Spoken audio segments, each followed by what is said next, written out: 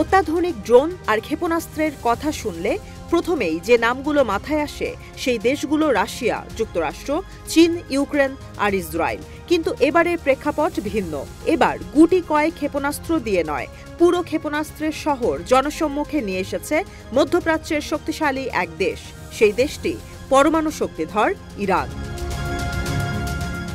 ইরানের অভিজাত সশস্ত্র গোষ্ঠী ইসলামিক রেভলিউশনারি গার্ড কর্পস IRGCর চলমান মহড়ার মধ্যেই ভূগর্ভস্থ ড্রোন আর মিসাইলের ভান্ডার প্রকাশ্যে এনেছে তেহরান। প্রতিরক্ষা ব্যবস্থা শক্তিশালী করতে নতুন অস্ত্রের মহড়া চালানোর মধ্যেই এই পদক্ষেপ নিয়েছে ইরান। ইরানের প্রতিরক্ষা খাতকে শক্তিশালী করতে এই পদক্ষেপ নেওয়া হয়েছে জানিয়ে IRGCর প্রধান কমান্ডার মেজর জেনারেল হোসেন সালামি বলেন, মিসাইল আর ড্রোন তৈরিতে বেশ কয়েকটি নির্মাণ কেন্দ্রের উদ্বোধন করবে তেহরান। উন্মোচন করা হচ্ছে নতুন মিসাইল আর ড্রোনের শহর, যেন পশ্চিমা বিশ্ব টের পায় ইরানের লুকায়িত শক্তি বা সক্ষমতা। এই ক্ষেপণাস্ত্রের মজুদাগার থেকেই অস্ত্র ব্যবহার করেই ইসরায়েলের বিরুদ্ধে ইরানের ট্রু প্রমিস 1 আর ট্রু প্রমিস 2 চলছে।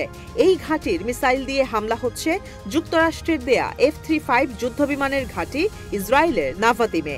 ইরানের ক্ষেপণাস্ত্রের এই ঘাঁটি পর্বতের আশেপাশে মাটির নিচে অবস্থিত, যেখানে অনেক ধরনের ক্ষেপণাস্ত্রের মজুত আছে। ইসলামিক রেভলিউশনারি গার্ড কর্পসের প্রধান কমান্ডার মেজর জেনারেল হোসেন সালামি বলেন, তাদের নিজেদের কাছে এত সামরিক সক্ষমতা আছে যে তাদের কখনোই ঘাটতি হবে না। তেহরানের কাছে অত্যাধুনিক মিসাইল, যুদ্ধযান, ড্রোন আর অন্যান্য সামরিক সরঞ্জাম আছে। হোসেন সালামি বলেন, ইরান একমাত্র দেশ যারা শত্রুপক্ষের বিরুদ্ধে অপারেশন চালিয়েছে। পুরো বিশ্বের জানা উচিত ইরানের সক্ষমতা কতটা। তিনি বলেন, এই দেশের মাটিতে প্রতিদিন সমরাস্ত্র আর ক্ষেপণাস্ত্রের সংখ্যা বাড়ছে। IRGC জানায়, ফিলিস্তিনের সাধারণ মানুষের জন্য ইসরায়েলের বিরুদ্ধে অপারেশন ট্রু প্রমিস 3 চায় ইরানের সাধারণ মানুষ। হোসেন সালামি বলেন, শত্রুপক্ষকে অন্য দেশ বা ভূখণ্ড থেকে নয়, নিজ দেশ থেকে প্রতিহত করেছে ইরান। অন্য দেশকে যুদ্ধক্ষেত্র হিসেবে ব্যবহার করেনি তেহরান।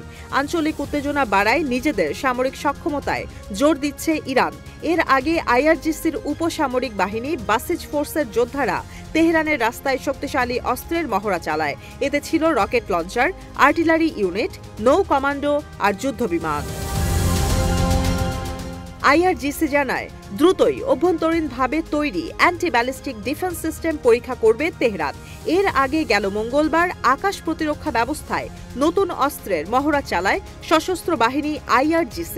ইস্পাহান প্রদেশে অনুষ্ঠিত এ মহড়ায় প্রদর্শন করা হয় অস্ত্র ভাণ্ডারে মজুত বিভিন্ন ক্ষেপণাস্ত্র আর রাডার। এদিকে শুক্রবার তেহরানে মহড়ায় অংশ নেন 1 লাখের বেশি সেনা সদস্য। শনিবার হরমুজ প্রণালীতে ট্রাফিক নিয়ন্ত্রণ সক্ষমতা দেখায় 300 সাঁজোয়া যান।